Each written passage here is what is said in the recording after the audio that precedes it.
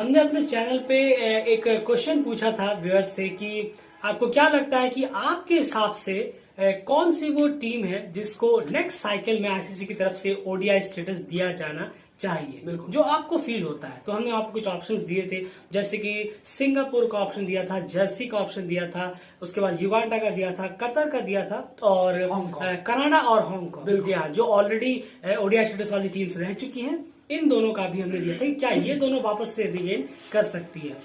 और ये हमने डिसाइड किया था युगांडा, जो इस साल सबसे ज्यादा T20 मैचेस जीतने वाली टीम है T20 आई एशिया टीम्स की तरफ से, और ओवरऑल भी सेकंड नंबर पर है, इस वजह से वो उस लिस्ट में थे। और उसके अलावा जो 3-4 टीम्स आपने देखी है, वो उनकी जो T20 आई स्टेटस है, वो रैंकिंग्स है, वो काफी शानदार है। इस मुकाबले टॉप 20 में ज्यादातर टीम्स में से आ रही होती है। और कनाडा हांगकांग पहले ओडीआई स्टेटस वो उनके पास था। अब में से कई सारे व्यूअर्स ने ये 46% करीब करीब व्यूअर्स ने कहा कि कनाडा और हांगकांग को वापस से हांगकांग में से किसी एक को वापस से मिल जाना चाहिए। और 30% लोगों ने कहा था कि सिंगापुर को अब मिलना चाहिए ओडीआई स्टेटस। और बाकी जो भी कुछ बचा परसेंटेज वो बढ़ गया युगांडा, जर्सी और कतर में। तो कहीं ना कहीं ये था फैंस की तरफ से। लेकिन आज हम आपको बताएंगे कि हमें क्या लगता है कि किस टीम को सबसे ज्यादा डिजर्विंग है वो ओडीआई स्टेटस इस वक्त कमाने के लिए, जब भी नेक्स्ट साइकिल में ये अनाउंस होगा 2023 के बाद आईसीसी की तरफ से। और कौन सी टीम का परफॉर्मेंस काफी शानदार रहा है, किस लेवल पे रहा है, और क्वालिफायर से किस तरह का हाल है, ये आपको डिटेल में समझा के एग्जाम्पल्स से बताएंगे कि कौन सी टीम ओडीआई स्टेटस रिगेन होनी चाहिए आईसीसी की तरफ से अगले साइकिल में। यहाँ पर सबसे पहले मैं बात करना चाहूंगा सिंगापुर टीम के बारे में। इनकी अब तक की T20 परफॉर्मेंसेस कैसी रही हैं, उसके बाद जानेंगे कि वर्ल्ड क्रिकेट लीग में इनका हाल क्या है। बिल्कुल। और सिंगापुर की जो टीम है, जिस तरीके से सिंगापुर का क्रिकेट रहा है, काफी टाइम से उन्होंने मैच भी नहीं खेले, पर अगर फोकस रखें अभी फिलहाल कि कितने मैचेस खेले हैं, तो T20 में अभी तक 15 मैचेस ही सिंगापुर ने खेले हैं। T20 आई स्टेटस जब से मिला है तब से 9 मैचेस जीते हैं और 6 हारे हैं। तो यही उनका रिकॉर्ड रहा है अब तक 15 T20 आई में, अगर T20 आई की बात करें। और अगर लास्ट के कुछ मैचेस की बात करेंगे आप, तो उसमें से 3 हारे हैं, 2 जीते हैं।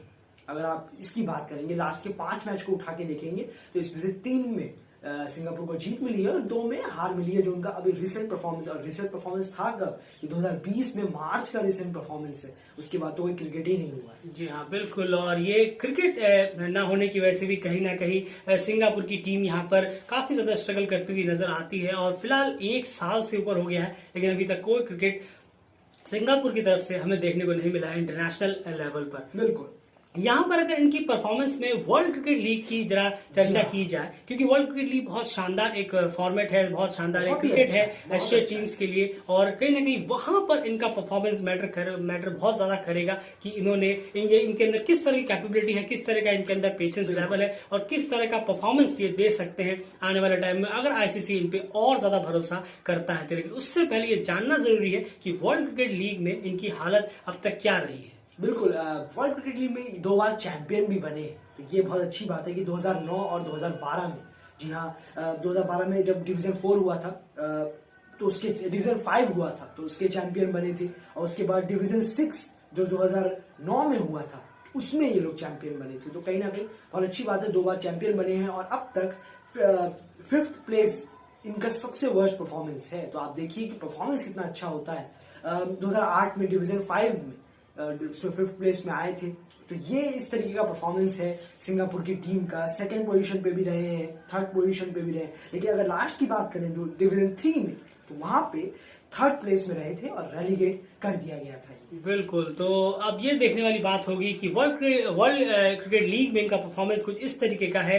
अब मैं यहाँ पे अगर जानना चाहूँ, सिंगापुर के मैचेस काफी कम हुए हैं और उसके बाद T20 स्टेटस के बाद उन्होंने 15 मैचेस खेले। चलिए, वो इतना बड़ा इशू फिर भी नहीं हो सकता। लेकिन अगर ओवरऑल परफॉर्मेंस की बात करें, क्या सिंगापुर प्लेयर्स निकालने में कामयाब हुआ है? क्या क्वालिटी क्रिकेट देने में अब तक कामयाब हुआ है कि उनके ऊपर अब 50 ओवर फॉर्मेट आईसीसी की तरफ से दिया जाए कि चलिए आप अब तैयार हैं? क्या लगता है आपको, क्या वो तैयार है? क्या वो उन्होंने अपने प्लेयर्स, या फिर क्या उन्होंने उस तरह का क्रिकेट अभी तक दिखाया है वर्ल्ड को? नहीं, देखिए, अभी सिंगापुर से ये तो एक्सपेक्ट करना थोड़ा मुश्किल नजर आ रहा है, क्योंकि अब आईसीसी खाली ये नहीं देखता कि आप कितना आप खेल रहे हैं, क्वालिफायर्स कितना आप कर रहे हैं। अब उस पर ये भी नजर रहती है कि आप कहाँ आपका क्रिकेट पहुंचा है।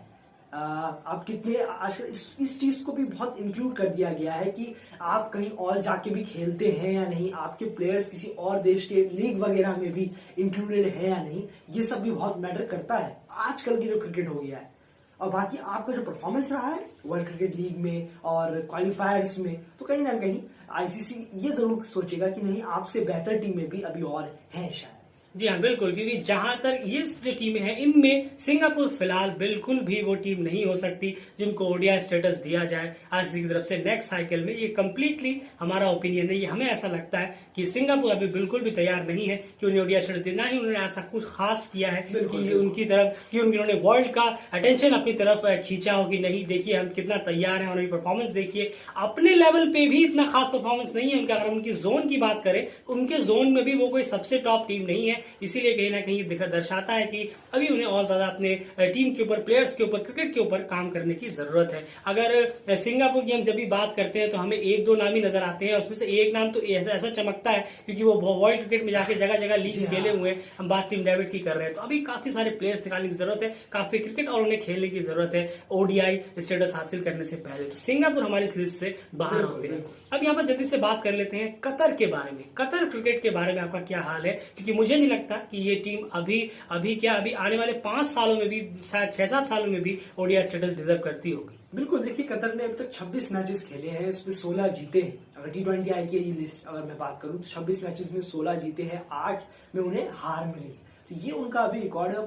पास्ट रिकॉर्ड देखेंगे अभी थोड़ा पिछले का, तो लगातार वो जीत रहे हैं। 4 से 5 मैच उन्होंने लगातार जीते हैं। एशियाई क्वालिफायर जो हुआ था उसमें कतर की टीम थी, बहुत अच्छा खेली और वहां पे भी उन्होंने लगातार मैचेस जीते हैं। तो अभी रिसेंट परफॉर्मेंस तो उनका बेटर है, लेकिन यही सब जो चीजें बहुत काम आएंगी जब आईसीसी इन सब चीजों को देखेगा कि आपका रिसेंट परफॉर्मेंस कैसा है और थ्रू आउट द ईयर आपका परफॉर्मेंस कैसा चलता है। जी हाँ, अब यहाँ पे अगर वर्ल्ड क्रिकेट लीग की बात करें तो कतर का वर्ल्ड क्रिकेट लीग में भले ही सफर थोड़ा छोटा है, लेकिन क्या इम्पैक्टफुल रहा है ये भी ध्यान में रखना होगा। क्योंकि जब टेबल में बैठती है टीम काउंसिल तो कहीं ना कहीं बहुत सारी चीजों पर नजर रहती है, और ये वर्ल्ड क्रिकेट लीग की परफॉर्मेंस भी उनकी टेबल फाइल में जरूर होगी जब वो डिसाइड करेंगे कि नेक्स्ट साइकिल में क्या करना है इस टीम का। बिल्कुल, और वर्ल्ड क्रिकेट लीग एक बार ही खेली है कतर की टीम ने 2017 में जब डिवीजन 5 हुआ था, तब 3rd प्लेस पे रही थी कतर।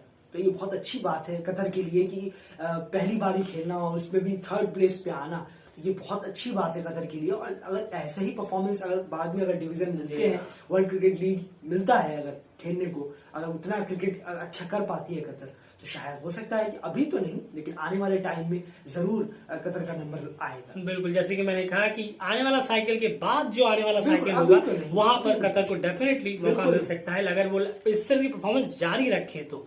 जिस तरह का परफॉर्मेंस उन्होंने 2000, जी हाँ, बहुत मुश्किल होता है अच्छी टीम्स के लिए, हमें लगता है ऐसा, लेकिन एक अच्छा करते हैं उसके बाद फिर 2 खराब हो जाते हैं। तो चलिए देखेंगे कतर के बारे में क्या कुछ हाल होगा, लेकिन फिलहाल कतर भी इस लिस्ट से बाहर होती है। अब यहाँ पर जानते हैं एक ऐसी टीम के बारे में जिनका परफॉर्मेंस काफी शानदार रहा है और काफी चर्चा में ये टीम रही है, और ये टीम ग्लोबल क्वालिफायर्स भी खेलने वाली है, सिंगापुर भी खेलने वाली है, जाहिर सी बात है, लेकिन ये टीम भी ग्लोबल क्वालिफायर्स में खेलने वाली है और सिंगापुर से ज्यादा नजर इस टीम पे होने वाली है, और वो है जर्सी की टीम। आइए जानते हैं कि जर्सी की टीम की परफॉर्मेंसेस क्या है T20I में, और रिसेंट परफॉर्मेंसेस क्या है, और सबसे इंपॉर्टेंट जो कि बहुत इंपॉर्टेंट होगा इनको नेक्स्ट साइकिल में इनके दरवाजे को और थोड़ा सा खोलने के लिए, वो है इनका वर्ल्ड क्रिकेट लीग में परफॉर्मेंस। बिल्कुल बिल्कुल सही कहा आपने। देखिए जर्सी का T20I की परफॉर्मेंस की बात करें तो 23 मैचेस खेले हैं, जिसमें 15 जीते हैं, तो विनिंग परसेंटेज भी काफी अच्छा है और 7 हमें हार मिली है। और उनका अभी प्रेजेंट परफॉर्मेंस देखेंगे तो सारे 5 के 5 मैच जीते हैं। 5 मैच का क्राइटेरिया हमने रखा है रिसेंट परफॉर्मेंस का। तो और इस साल 6 खेले हैं, वो 6 के 6 जीते हैं, तो बहुत ज्यादा आउटस्टैंडिंग परफॉर्मेंस जर्सी कर रही है कहीं ना कहीं, और बहुत अच्छी बात है कि टीमें अब सुधरें, परफॉर्मेंस करें और आप कोशिश करें कि हमें भी वर्ल्ड क्रिकेट लीग जैसे प्लेटफॉर्म पे खेलना है, तो हमें T20I में भी बहुत अच्छा रिकॉर्ड रखना होगा अपनी टीम का। पर दूसरी तरफ अगर नजर डालेंगे वर्ल्ड क्रिकेट लीग डिविजन्स में, अगर जर्सी की नजर डालेंगे तो वहां पे बड़ा फॉर्मेट आते ही ढीली पड़ रही है जर्सी की टीम। ये कहना होगा, जरूर कहूंगा कि जर्सी पुरानी है, इसका उन्हें बहुत फायदा मिलेगा। 2008 में उन्होंने अपना पहला डिवीजन खेला था और आज 2018 में डिवीजन जब 4 हुआ तो 4th प्लेस पे रहे थे। तो उनका बेस्ट भी यही जो 2008 में रनर अप थे, ये उनका बेस्ट है। जीते नहीं है अभी तक कोई भी, 5th प्लेस, 6th प्लेस, और साथ ही साथ विनर, जी हाँ माफ कीजिएगा, 2 बार विनर रहे, 2013 और 14 में लगातार विनर रहे हैं, प्रमोटेड रहे हैं। तो उसके बाद थोड़ा परफॉर्मेंस जरूर गिरा है, ये डिसअपॉइंटेड है। हमने आपसे कहा कि एक जैसा परफॉर्मेंस रख पाना ही चलो बहुत मुश्किल हो जाता है, और उसे रखना होगा अगर आगे बढ़ना है। नहीं बढ़ना है तो फिर आप डाउन हो सकते हैं। जी हाँ बिल्कुल। और जर्सी का वर्ल्ड क्रिकेट लीग में कहीं ना कहीं ये हाल है, पिछले कुछ टाइम से परफॉर्मेंस इतनी खास नहीं रही है अगर हम वर्ल्ड क्रिकेट लीग की बात करें, लेकिन फिर भी 2 बार ये टीम चैंपियन रह चुकी है वर्ल्ड क्रिकेट लीग में, तो ये इनके फेवर में एक टिक जरूर से जरूर लगेगा। ये पुरानी टीम भी है, उस पर भी एक टिक लगेगा।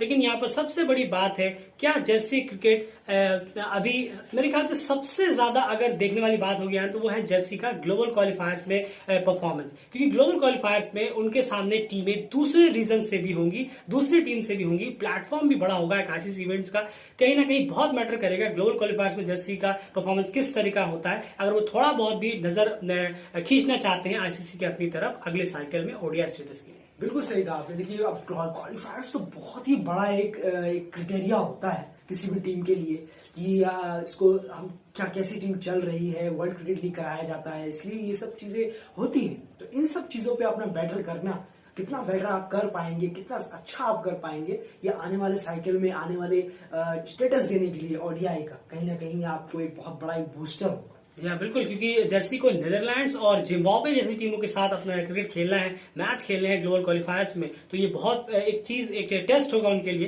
कि वो इस पे कितने खरीद करते हैं, ताकि वो एक मैसेज भेज सके आईसीसी को अपने परफॉर्मेंस के जरिए। अब यहाँ पर तो जर्सी को भी हम फिलहाल के लिए इस ओडीआई स्टेटस वाली लिस्ट से आउट करेंगे, क्योंकि हमें नहीं लगता कि जर्सी भी अभी फिलहाल डिजर्व करती है ओडीआई स्टेटस अपने नेक्स्ट साइकिल में अर्न करने के लिए। अब यहाँ पर बात आ जाती है मैं यहाँ बात करूँ युगांडा टीम की। जी हाँ, युगांडा टीम की अगर मैं बात करूँ, और उसके बाद 2 टीमें आती हैं कनाडा और हांगकांग। कनाडा हांगकांग को हम एक साथ इंक्लूड करेंगे। कनाडा और हांगकांग को आपको क्या लगता है कि इनकी परफॉर्मेंसेस अभी तक कैसी रही है? ऑलरेडी ओडीआई स्टेटस अर्न कर चुकी है, इन्होंने अपनी ओडीआई स्टेटस गवा भी दिया।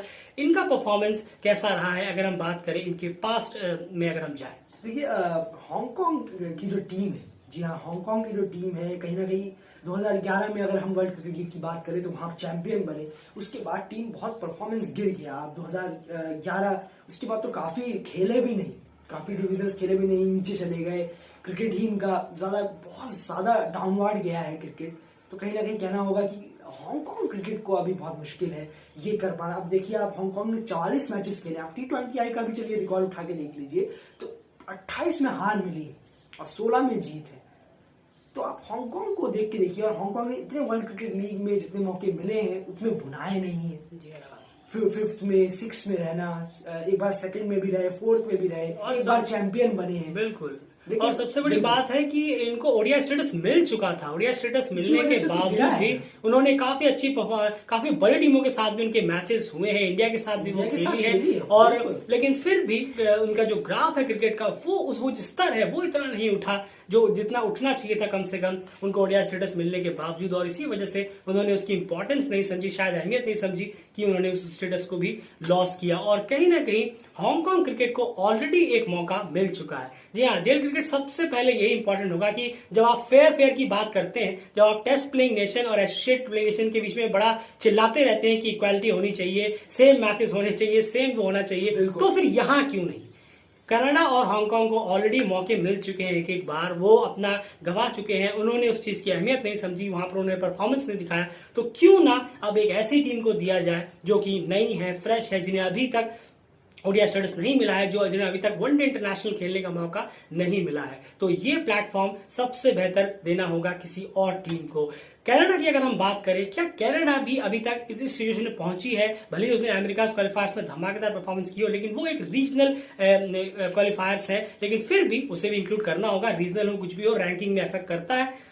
क्या लगता है आपको कनाडा का पास्ट और अभी का प्रेजेंट देख के, खास करके ओडीआई स्टेटस खोने के बाद से, क्या आपको लगता है कि ये टीम कहीं ना कहीं वापस से रिगेन कर सकती है अगर नेक्स्ट साइकिल में ऐसी चीज पे चर्चा करें तो? बिल्कुल, देखिए कनाडा का रिसेंट परफॉर्मेंस तो बेटर हुआ ही है। अभी जिस तरीके से अमेरिका क्वालिफायर में भी खेली है कनाडा, ओवरऑल तो 37 मैचेस खेल चुकी है T20I की अगर हम बात करें, जिसमें 17 से 17 यानी कि 17 जीते हैं, 17 हारे हैं।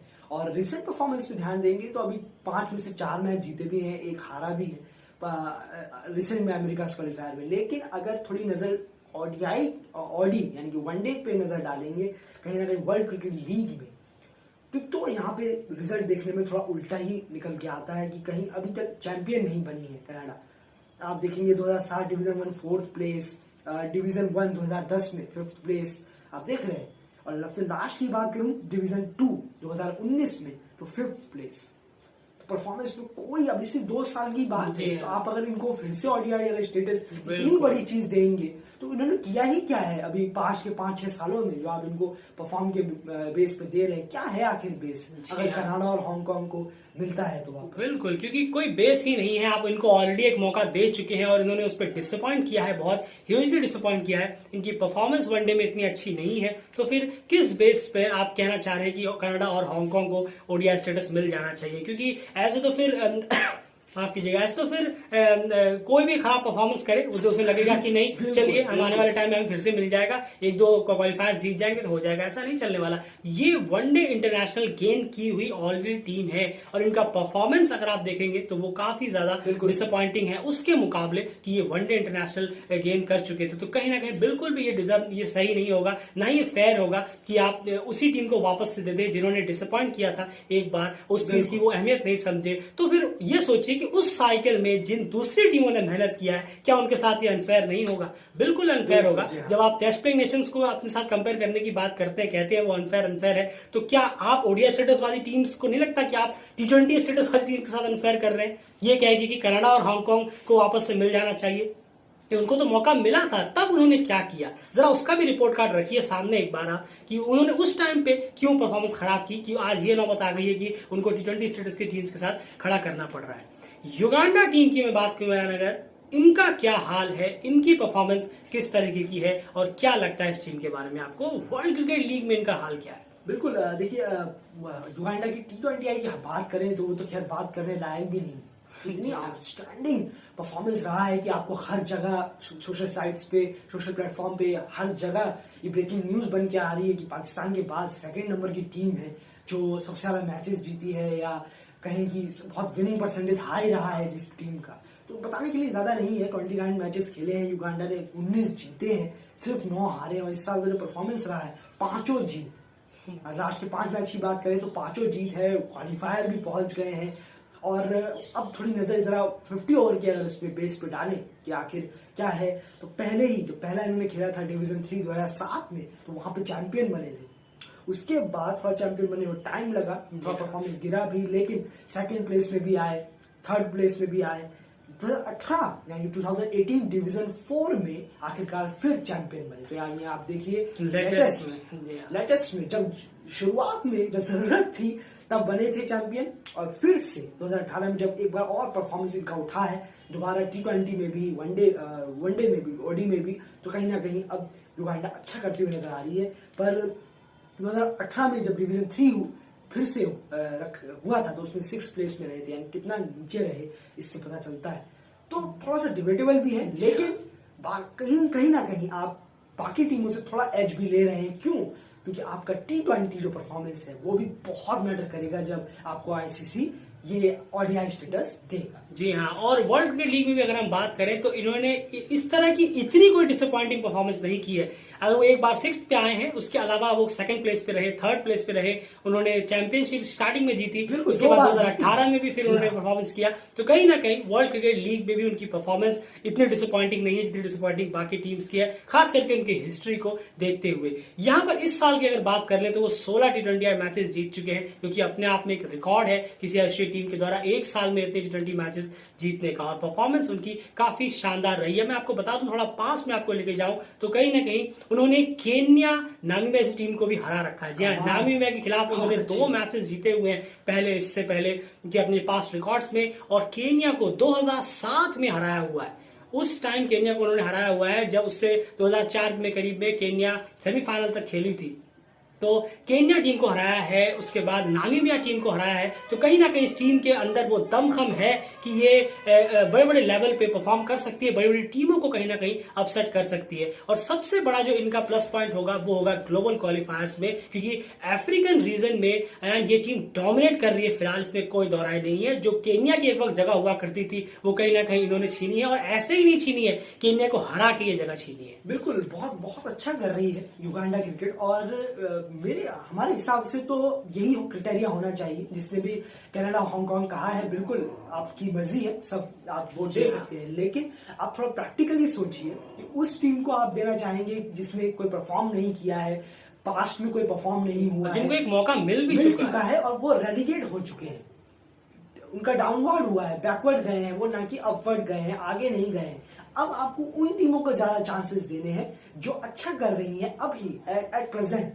क्रिकेट प्रेजेंट का खेल है, पास्ट या फ्यूचर का खेल नहीं है। क्रिकेट पूरा प्रेजेंट का ही गेम है कि अभी आप क्या कर रहे हैं। क्वालिफायर में अभी युगांडा है, ये सब टीमें अभी हैं, और कौन सी टीम उनसे बेटर कर रही है। तो मेरे हिसाब से तो लगता है कि जर्सी और युगांडा कहीं ना कहीं अच्छा, टॉप पे तो युगांडा ही है ऑब्वियसली। इस साल का जो परफॉर्मेंस रहा है वो बहुत हाई रहा है, तो उस बेस पे तो युगांडा को ही ज्यादातर मौके मिलने चाहिए। जी हाँ, बिल्कुल। और जर्सी और युगांडा की जो लेटेस्ट परफॉर्मेंस है वो काफी अच्छी है, लेकिन युगांडा को कहीं ना कहीं हम एक ही टीम को यहाँ पे चूज करेंगे, और वो है युगांडा, क्योंकि युगांडा की परफॉर्मेंस काफी ज्यादा शानदार है। तो फिर आप फेयर का रोना मत रोइए, क्योंकि जब आप ये कहते हैं कि आपको कनाडा और हांगकांग को वापस से रिगेन मिलना चाहिए, कनाडा और हांगकांग का परफॉर्मेंस जरा एक बार रिपोर्ट जरा उठा के देखिए कि उन्होंने खोने के बाद, ओडीआई स्टेटस खोने के बाद खास करके क्या परफॉर्मेंस किया है वर्ल्ड क्रिकेट में, किस तरह की क्रिकेट में उन्होंने सुधार किया है। लेकिन आप वहीं पर अगर युगांडा क्रिकेट को देखेंगे, वहीं पे आप जर्सी क्रिकेट को देखेंगे, तो आपको नजर आएगा कि उन्होंने कितना शानदार परफॉर्मेंस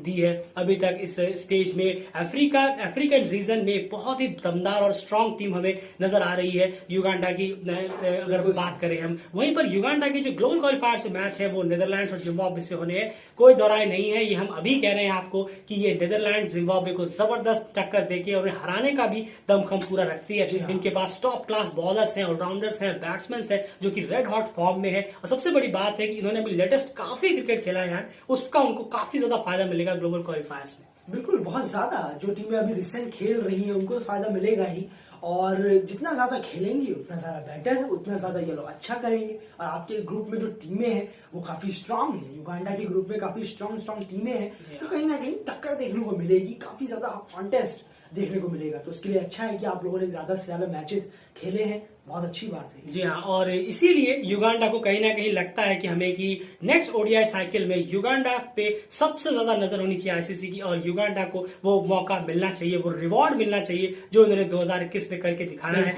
और जो उन्होंने क्वालिफायर्स में करके दिखाया है, और जो वो ग्लोबल क्वालिफायर्स में करेंगे। क्योंकि इस बात की हमें पूरी कॉन्फिडेंस है इस टीम पे कि ये टीम बहुत बड़ा एक उलटफेर करती हुई नजर आएगी। क्योंकि एक स्पॉट तो चलिए जिम्बाब्वे का है, लेकिन वो जो सेकंड स्पॉट है वहां पर इस वक्त सबसे ज्यादा स्टैंप अगर किसी का लगा हुआ है तो वो युगांडा की टीम भी होगी, नजर आएगी। क्योंकि नीदरलैंड्स की परफॉर्मेंस इतनी डिजास्टर रही है हाल फिलहाल में कि वो जगह भी खोती हुई नजर आ रहे हैं। तो युगांडा डेफिनेटली हमारी तरफ से अगले स्टेटस, ओडीआई स्टेटस के लिए सबसे बेटर और सबसे फेवरेट होनी चाहिए, क्योंकि युगांडा की जो परफॉर्मेंस है वो काफी काबिल तारीफ है। और सबसे बड़ी बात है कि फेयर रहना चाहिए। अब उन्हीं को वापस से नहीं चिपकाना चाहिए जिनको ऑलरेडी मिल चुका है, उन्होंने उस मौके को गवा दिया है। अब बारी है आप किसी नई टीम को दें, उनसे एक बार उनको मौका दें, उनको प्लेटफॉर्म दें, ताकि वो भी परफॉर्मेंस करके दिखा सके कि किस लेवल में परफॉर्म कर सकते हैं। फिलहाल इस वीडियो में इतना है। आपकी जो भी राय है कमेंट बॉक्स में जरूर रखिएगा। प्लीज वीडियो को लाइक जरूर करिए, चैनल को सब्सक्राइब कर दीजिए, ट्विटर में फॉलो करिए, लिंक डिस्क्रिप्शन पे है।